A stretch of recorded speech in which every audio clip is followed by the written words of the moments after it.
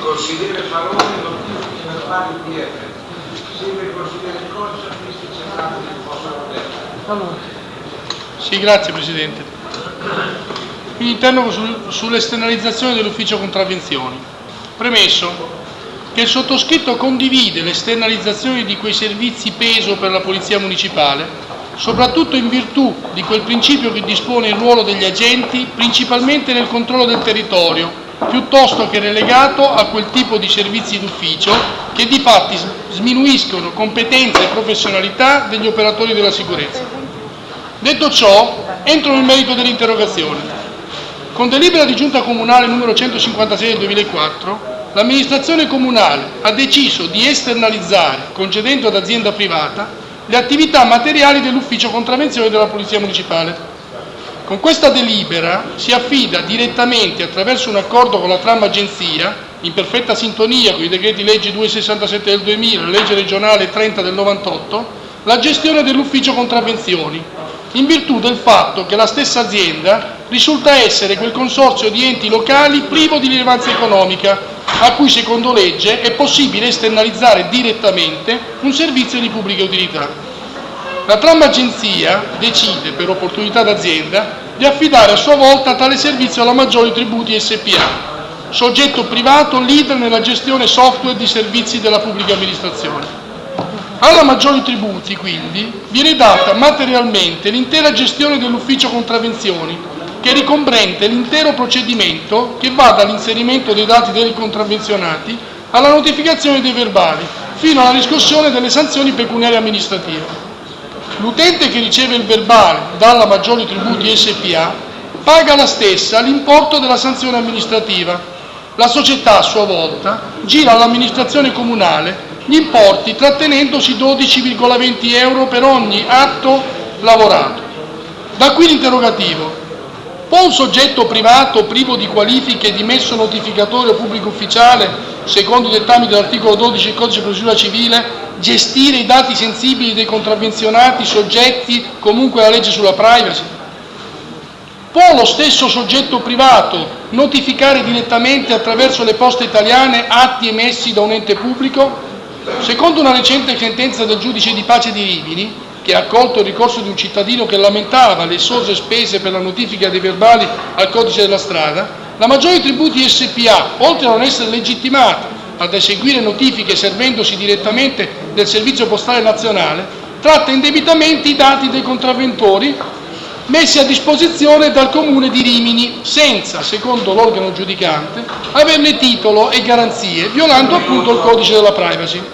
Il giudice fa riferimento in diritto ad una sentenza della Suprema Corte di Cassazione, che anche se non tratta l'argomento filologicamente, ne delinea importanti principi legislativi. Fa riferimento inoltre a sentenze di vari uffici del giudice di pace nel territorio nazionale, nonché ad un'ordinanza prefettizia dell'UTG della provincia di Lodi, che nel frattempo ha accolto centinaia di ricorsi con le seguenti motivazioni: falsa applicazione dell'articolo 201 Codice della strada e 385 del suo regolamento, in quanto, nonostante l'indicazione sul verbale del soggetto responsabile dell'ufficio, la notifica non è stata effettuata dal comando accertatore, bensì, come dimostrano, il luogo della spedizione delegata a soggetto privato altrove ubicato, appunto a Rimini. Per questi motivi che chiedo al signor Sindaco di attivarsi celermente affinché si verifichi la corretta e legittima gestione delle violazioni al codice della strada da parte del soggetto privato incaricato dal Comune di Rimini.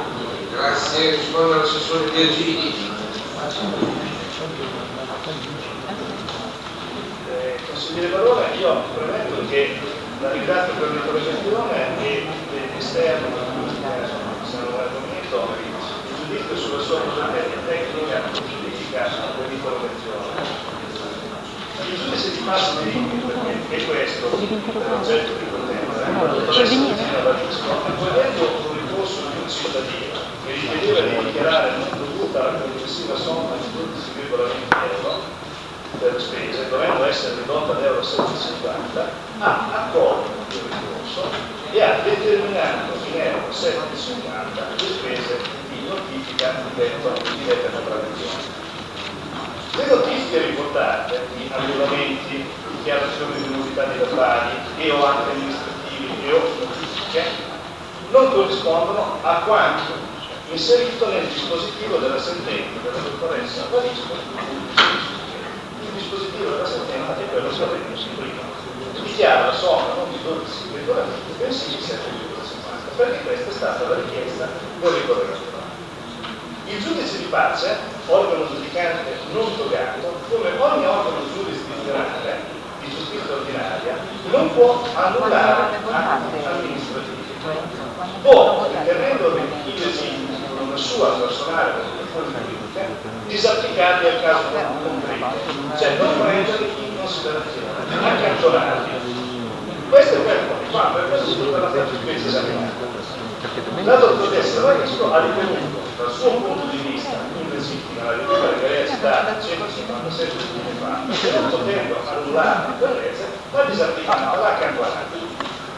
Il Comune di Rimini, ritorno a quello che l'amministrazione comunale intende propriamente sarà invece, ritenendo tale delibera legittima, da 157,4, e quindi ritenendo errato quello che viene chiamato il sillogismo del giudice, cioè la motivazione con la quale il giudice poi delibera una determinata sentenza, provvederà chiaramente ad impugnare la sentenza presso l'organo di giustizia superiore, proprio perché ritiene legittimo tale delibera, anche nella parte in cui la dottoressa, nel suo ragionamento politico, ritiene violata le norme sulla base.